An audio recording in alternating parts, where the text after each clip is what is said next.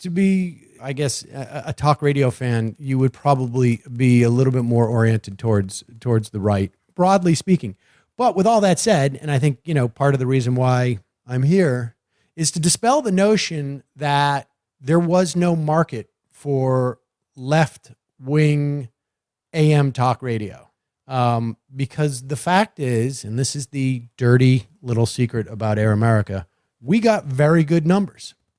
I mean, very good ratings. And we just had really bad management. In fact, that understates it because we had a series of bad management. Air America launched on March 30th of 2004, and it collapsed, I believe it was in late 2010. And over the course of, was it 2010 or maybe even maybe late 2009, over the course of those 5 or so years, there was 6 CEOs and 5 different owners, not including a period of time where we were in receivership and there was no owner. And it was an amazing series of people who didn't know what they were doing. Let's rewind a little bit. Let's go back to the beginning because most of our listeners were born after 2010. Yes. What was Air America? Okay. So now this is actually like really hard, I think, honestly, for a lot of people who are probably listening to appreciate. But in 2004, there was zero left, and I'm using that term broadly, mass media. There was nothing. The closest thing to it was Phil Donahue. I mean, you're laughing.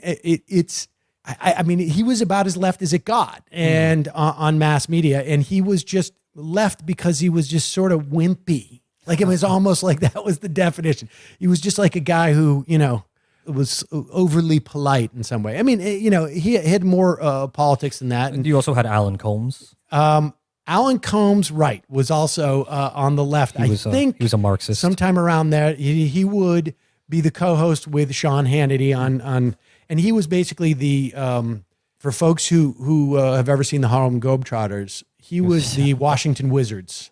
And you can imagine where that put him relative to how expert Sean Hannity was. For a more current reference, he was the Todd to Sean Hannity's BoJack Horseman. Right, exactly. Okay, so there you go. And so there was nothing on TV. Keith Olbermann had yet to sort of like emerge. There was Democracy Now!, and that was it. And that was all public access and on non-commercial radio. But that was it. And I remember you had a lot of books. That was when the rise of the great liberal anti-Bush book. Well, actually, there was only 2.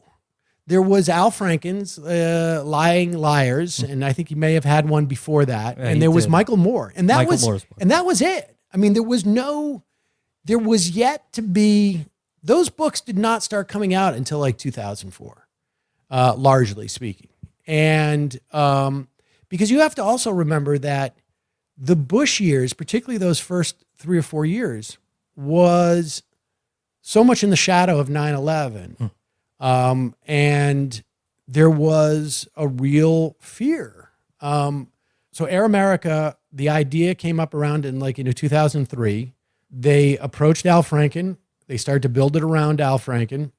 They approached Janine Garofalo. I think she was probably the second person who was approached. And Janine and I had talked about doing a radio show, for a long time. I was at that time directing I'm with Busey, which was a Comedy Central fake reality show out in LA. But I had a... Wait, that was... what was it called? I'm with Busey, Gary Busey. About Gary Busey. Yes. I vaguely remember that. It was a nightmare. But nevertheless, so I was a comedian, and but I had sort of educationally a background in politics, and had done all the internships and that type of thing, and was very intensely anti-war as the buildup to Iraq was coming. And in fact, the first majority report was actually done on Tom Sharpling's best show on WFMU, which some people may know as a podcast now. You gave me 2 hours to do it in February of 2003, right before the launch of the Iraq War. And John Benjamin, who voices my show, we went over to New Jersey and we did it live. And it was a time where you had no sense of dissent. And literally Janine Garofalo was the only person who was allowed on television to say we shouldn't go to a war with Iraq because they wouldn't let anyone else on. And so she was recruited by this organization, Win Without War, because she was the only person they would let on. And they would do that because they'd invite her on, desperate to have her on. Because she was great for ratings, particularly on like Fox, because they love to see, young women who are, uppity, get attacked. That is like catnip for them. And so they invite her on. And the first question would be like, how dare you come on here as an actress and tell us why we shouldn't go to war? You are. Saddam must love you, and I'm sure he must. Don't even try and do that inflammatory. I'm not a Saddam Hussein apologist. How do you feel that Saddam Hussein held up the protest last weekend and said, "Isn't that great news?" No, I don't think he said, "Isn't that great news?" I think, well, I think it is ridiculous for you to try and manipulate the manipulate what? All you've done is talk the whole time. I haven't had a chance. What are you talking? What you really think that? Why are you trying to frame that democracy in action? 8 million people on February 15th who disagree with you, just because they disagree with you, it doesn't mean that Saddam's sitting there going, "This is great." He still has hundreds of thousands of troops breathing down his neck.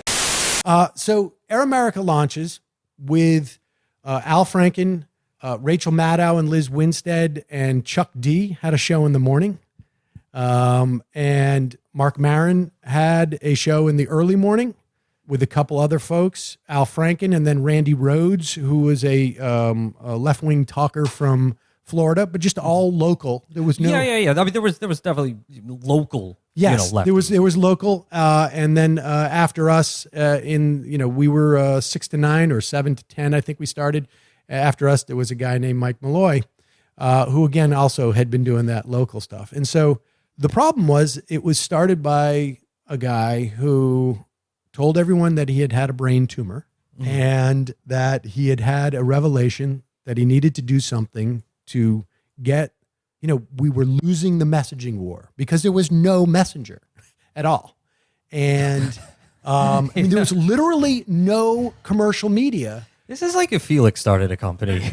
I have a brain tumor. I can't be alone right now. Will you and your comedian friends come to my house and record a daily radio program? It was very much like that. It was insanity. And it turns out the guy was lying about how much money he had raised. It took a while to find this out.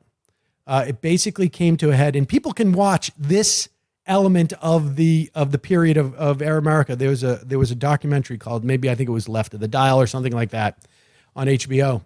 My understanding is that a lot of us had not gotten paid. But, I was coming from the sitcom world, and I was like, I don't really care. Like, I mean, I thought I was just going to do this. You were rolling in the Gary Busey money. I was rolling in. I had done a lot of sitcom as an actor. I was actually rolling in a lot of dough at that time. And we were just like, we need to do something for the next 6 months before this election. And so a lot of us had checks that were bounced, and they would just say like, well, there was some confusion and blah, blah. And it all came to a head when Franken, who had not been paid for a long time, the guy sent his consigliere with a big envelope that supposedly had all the receipts for the checks that they had. And he opened it up, and it was just random newspaper clippings, like that old, like back in the day in the 80s, you could be walking down the street of New York, and somebody would come up and sell you a VCR, and it was shrink wrapped, and you put your hand in where the slot was, and they had you got it home, you opened it up, you found out it was just like a piece of plastic that you could put your hand in. And it was basically one of those. And the whole thing was about to come crashing down, but a new set of owners stepped in, and then a new set of owners and a new set of owners. But all the while, our ratings were great. And not only were the ratings great across the country, right? I mean, because when Janine and I would do our show 6 to 9, we were in New York, and we were beating when it was 7 to 9, we were across 2 time slots, 3 to 6 and 6 to 9. We were beating Laura Ingraham, Savage, and Levin. Don't have a crime. He needs this interview to create a crime against the president of the United States, this prosecutor. Well, that's pretty damn outrageous. So in any event, I want the news media to understand, you know what took place in the Southern District of New York? Nothing that matters. Zippo. Mark, there was no violation of federal campaign laws. Lanny Davis blew it. Lanny Davis, he puts out a tweet today. Today, Cohen stood up and testified under oath that Donald Trump directed him to commit a crime. You're a dummy, Lanny, by making payments to 2 women for the principal purpose of influencing an election. If those payments were a crime for Michael Cohen, then why would they be a crime for Donald Trump? They weren't a crime. Who were on WROR and WABC. And the problem is that nobody knew how to monetize this, because all the throw-offs from the radio business, they knew how to sell to a conservative audience. Mm-hmm. They knew how to sell to a sports radio audience, but what we were doing was a fundamentally different beast, because it was attracting different listeners. Now, let's go back a second. If I get a brain tumor and I say I want to make a radio network, what does that actually mean? How does that syndication process work? Well, that's the thing, is it was the first attempt at making a radio network in about 25 years. And it meant basically going and making deals with different affiliates around the country. In some instances, you could lease the station, what they call LMAs. In other instances, you would just make a deal with them, which would be something to the effect of like, okay, we're going to supply you this programming, and we have in every radio hour 22 minutes of ad time. Some instances they would say like, you get to keep all 22 minutes if you carry, our product at first, or you get half of it for your local sales. So they found there a whole bunch of station owners who said, yes, we want to run Treason Radio. Exactly. And it, they weren't all great affiliates. They weren't the biggest sticks, as they say, powerful, but we got across the country in a lot of places. And I think this guy also promised a lot of people some money that never materialized. And when he was questioned with stuff, he'd say, I had a brain tumor. Mm-hmm. And that really can carry you for about 3 or 4 or 5 months solid when you respond that way. But at one point, obviously, it falls apart. And so we lost sort of the Chicago affiliate that very early on, because somebody was like, hey, this doesn't smell right. We had some people leave because things didn't smell right. And, but a lot of us were in it because it was important. There was no dissent. There was no mechanism for dissent in a mass media way. The internet there was no YouTube. Mm-hmm. We would stream, and at their peak, Al Franken, I think, at his peak in any given 5 minutes would get somewhere around 30,000 contemporaneous listeners, which now sounds, still relatively impressive, actually, on a daily basis. But it was done with reel on virtual dial-up networks. Now, I don't know if you know what reel is, but it was basically a virus that was put on your computer. Oh, reel. Oh, yeah. And you could barely hear anything. And so to have 30,000 people at any given time listening to this was a real feat. There was no way that we understood how to monetize that, at least the management. And the biggest story, I think, can exemplify why it was such a different animal and how they didn't understand where the money was. Very early on in New York, the Rockettes, maybe this might have been 2005, or maybe late 2004. The Rockettes went on strike, and their union, after a couple of weeks, I think it was, put an ad on our New York affiliate. And within 24 hours, the owners, I think, of whatever it is, 30 Rock or whatever, that the management basically gave major concessions to them to come back to the table under the only condition that they take the ad off the air. They were that terrified of Liz Winstead. Well, I'm on some level, but it was that we were talking to activists. People were sending us money in envelopes, and no one and what a salesperson who was of the movement would have understood, or what a decent salesperson who had not been working in radio, which is about like your D+ level student, with all due respect, would have understood is like, wait a second, we should be selling to unions. Mm-hmm. We should be selling to activists. We should be getting a testimonial from that union, going to every union in the country. And they just didn't get that. And we had offers from, tech shops like that ended up working for Obama's campaign and whatnot to go and help us target listeners. But the radio people, they're like, no, we got to do a contest and send out flyers. I mean, it was what? Yes. I mean, you have to understand, like, they just didn't know what they had. And it took 5 years in multiple managements to ultimately kill it. And it ended up dying with a lineup that included Lionel, who was just most recently in the news for being a 4chan QAnon guy. Wait, who? Lionel Hutz? Just there's no last name. He was just this dude cool. who was doing like, independent radio. The last iteration of Air America was a complete grift. Like I literally had one executive who I would see him and he would do this from The Sting to me, like the old, finger on the nose indicating that everybody's on the take. And it was an incredible learning experience to see the whole thing fall apart. Wait, so who else was in the last lineup? There's Lionel and Montel Williams. Neat. And then I don't know who else. Everyone else had been jettisoned. Marin and I had done a show in that last iteration that was literally resigned to the break room where the vending machines were. And it was just online and folks can actually check out some of that on YouTube still. But was a vending machine in the shot? At first we did it because we wanted to harass the people coming into the room, and then no one would come in when we were there. So, but it was a series of management failures. And then they didn't realize, then podcasts started happening.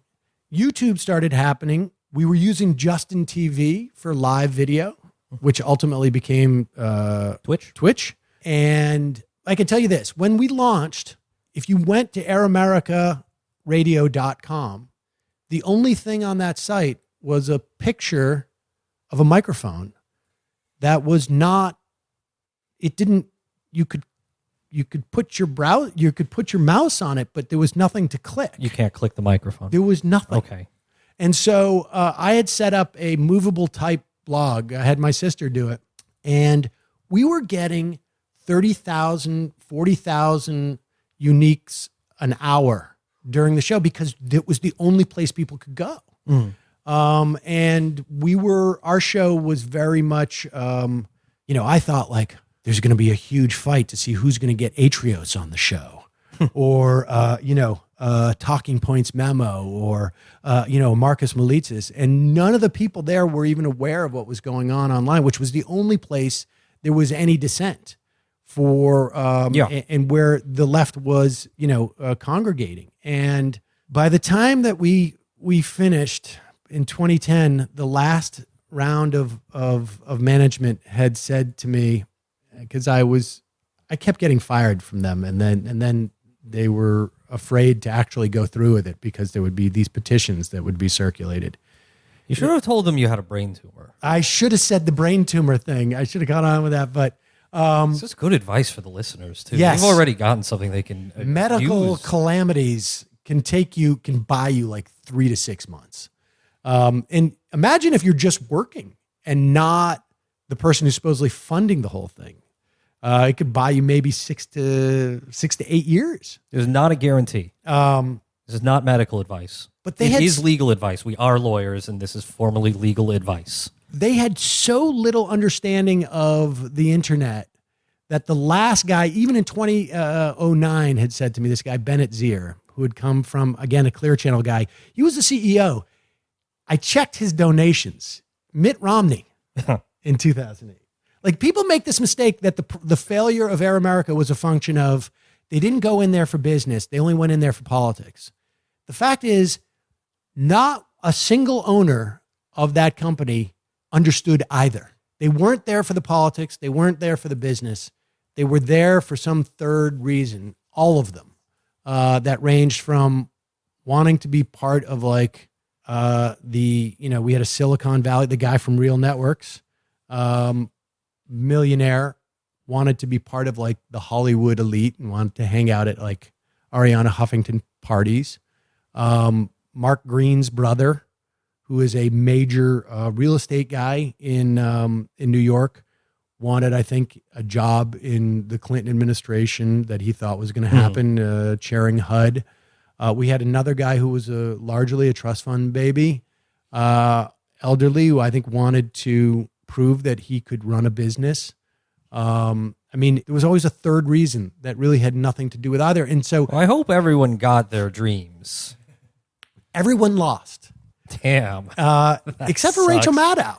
Yeah, good for her. And ultimately Marin, I think, did pretty Yeah, he's well. doing off well. it. And I, You're doing my very whole, well. How's show- Ella Franken doing? Franken, I don't think he's doing what he wants to do right now. He kind of fell off the map after Air America fell apart.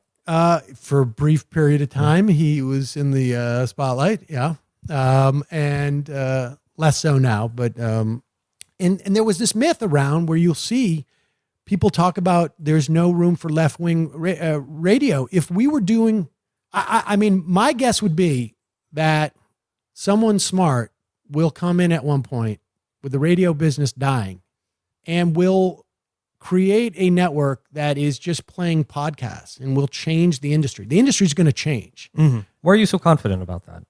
because it's obvious. It's just a question of one. Look, there's no doubt in my mind that if there were 3 mid-size AM talk radio stations in Michigan and 3 in Wisconsin that were playing any number of left-wing shows, that those states would have gone for Hillary Clinton.